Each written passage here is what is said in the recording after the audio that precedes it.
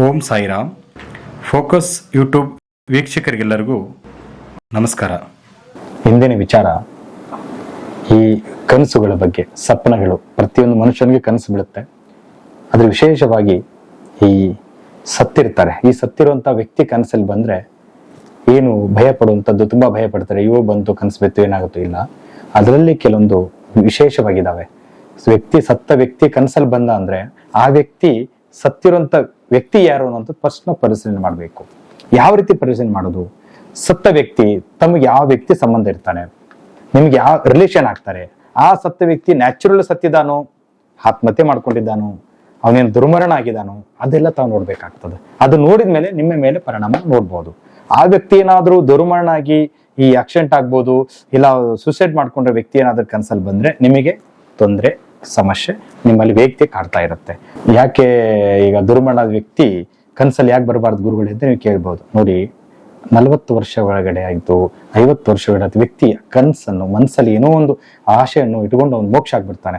ಆ ಮೋಕ್ಷ ಆಗಿದಾಗ ಅತೃಪ್ತಿ ಆತ್ಮ ಅಂತ ಹೇಳ್ತೀವಿ. ತೃಪ್ತಿ ಆಗಿರಲ್ಲ ಆತ್ಮಕ್ಕೆ, ಅತೃಪ್ತಿ ಆತ್ಮ. ಅತೃಪ್ತಿ ಆತ್ಮ ನಿಮ್ಮ ಮೇಲೆ, ಕನಸ ಮೇಲೆ, ನಿಮ್ಮ ಮೇಲೆ ಪರಿಣಾಮ ಬೀರ್ತಾ ಇದ್ದೇನೆ, ನಿಮ್ಮ ಕನಸಲ್ಲೇ ಪದೇ ಪದೇ ಬರ್ತಾ ಇದ್ದೇನೆ ಅಂದ್ರೆ ಅದು ನಿಮ್ಮ ಮೇಲೆ ಸ್ವಲ್ಪ ದೃಷ್ಟಿ ದೋಷ ಇದೆ, ನಿಮ್ಮ ಮೇಲೆ ತೊಂದರೆ ಆಗ್ತಾ ಇದೆ, ನಿಮ್ಮ ದೇಹದ ಮೇಲೆ ಪರಿಣಾಮ ಆಗ್ತಾ ಇದೆ. ಒಟ್ಟು ಸಂಬಂಧ ಇರಲ್ಲ ಅವ್ರು ನಿಮಗೆ. ಏನೋ ಆ ಮೋಕ್ಷಕ್ಕೆ ತಾವು ಸಹಜವಾಗಿ ಹೋಗಿರ್ತೀರಿ, ಪರಿಚಯ ಇರ್ತಾರೆ, ಪಕ್ಕದ ಮನೆಯವರಾಗ್ಬೋದು, ದೂರನವರಾಗ್ಬೋದು, ರಿಲೇಷನ್ದಲ್ಲಿ ಆಗಿರ್ಬೋದು, ತಾವು ಹೋಗಿರ್ತೀರಿ. ಹಾಗಾಗಿ ಅದು ಅತೃಪ್ತಿ ಆತ್ಮ ಅಂತ ಹೇಳ್ತೀವಿ. ತೃಪ್ತಿ ಆಗಿರಲ್ಲ ಆತ್ಮ. ಅತೃಪ್ತಿ ಆತ್ಮ ಇದ್ರೆ ಮಾತ್ರ ಕನ್ಸಲ್ಲಿ ಬರಕ್ ಸಾಧ್ಯ. ಹಾಗಾಗಿ ನೀವು ಆ ವ್ಯಕ್ತಿ ಮೋಕ್ಷ ಅಂದ್ರೆ ದುರ್ಮರಣ ಆಗಿದೆ ಅಂದ್ರೆ, ಆ ಯಾವುದೇ ಒಂದು ಸಮಸ್ಯೆ ಆಗಿ ಮೋಕ್ಷ ಆಗಿದ ವ್ಯಕ್ತಿ ಕನ್ಸಲ್ಲಿ ಬಂದ ಅಂದ್ರೆ ಅದಕ್ಕೆ ಸರಿಯಾದ ಪರಿಹಾರ ತಿಳ್ಕೋಬೇಕು.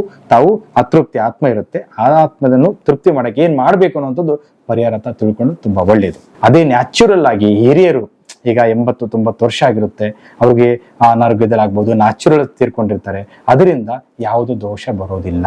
ಅವರು ಹಿರಿಯರು ನಿಮ್ಮಲ್ಲಿ ಏನಾದ್ರೂ ಕನಸಲ್ಲಿ ಬಂದ್ರೆ ತುಂಬಾ ಒಳ್ಳೆಯದು.